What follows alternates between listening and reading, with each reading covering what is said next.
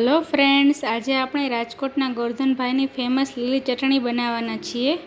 આ ચટણીનો ટેસ્ટ ખૂબ જ સ્પાઇસી અને ખાટો હોય છે, એના લીધે જે વધારે ફેમસ છે।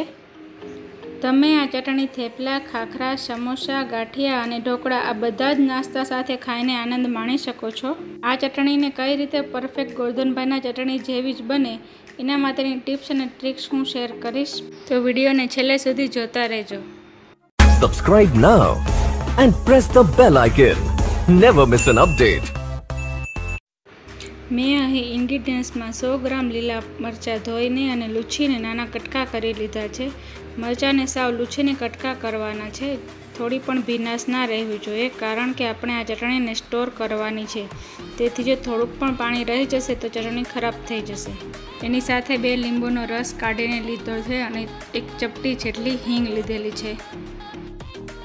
અહીં અડધો કપ જેટલા સિંગદાણા લીધેલા છે। આ સિંગ શેક્યા વગરની લેવાની છે અને 1 ચમચી જેટલી હળદર લીધી છે। હવે સૌપ્રથમ આપણે સિંગદાણાને મિક્સરમાં ક્રશ કરી લેવાના છે। આ સિંગને કરકરું દળવાનું છે, એકદમ ફાઇન પાવડર બનાવવાનો નથી, એટલે આપણે એને પલ્સ મોડ ઉપર 3 થી 4 વાર ફેરવી અને મિક્સર બંધ કરી દઈશું। હવે આ સિંગના ભૂકાને એક બાઉલમાં અલગથી કાઢી લેશું અને એ જ મિક્સર જારમાં આપણે જે મરચાં કટિંગ કરીને લીધા છે તે ઉમેરીશું। સાથે આપણે લીધેલી 1 ચમચી હિંગ ઉમેરીશું અને હળદર પણ ઉમેરીશું। ખટાશ આપવા માટે 2 લીંબુનો રસ ઉમેરીશું। અહીં તમે લીંબુના રસને બદલે લીંબુના ફૂલનો પણ ઉપયોગ કરી શકો છો।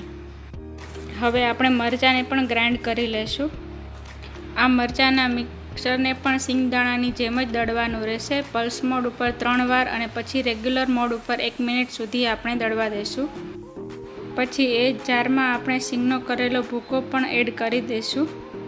હવે 1 મિનિટ સુધી મિક્સર ચાલુ રાખ્યા પછી આપણે એમાં 1 ચમચી જેટલું નમક ઉમેરીશું અને પાછી તેની ફાઇન પેસ્ટ બને ત્યાં સુધી આપણે મિક્સરને ચલાવી લઈશું। હવે આપણી આ ગોરધનભાઈની લીલી ચટણી રેડી થઈ ગઈ છે। તેને ગાંઠિયા અથવા સમોસા સાથે ખાવા માટે એક બાઉલમાં થોડી ચટણી નાખી અને સાથે થોડું દહીં ઉમેરીને મિક્સ કરી લેશું। આ ચટણીને તમે ફ્રીજમાં 1 મહિના સુધી અને ફ્રીઝરમાં 3 મહિના સુધી સ્ટોર કરી શકો છો। ફ્રેન્ડ્સ, તમને જો મારી ચટણીની રેસીપી ગમી હોય તો આ રેસીપીને લાઈક કરો, શેર કરો અને મારી ચેનલને સબસ્ક્રાઈબ કરો।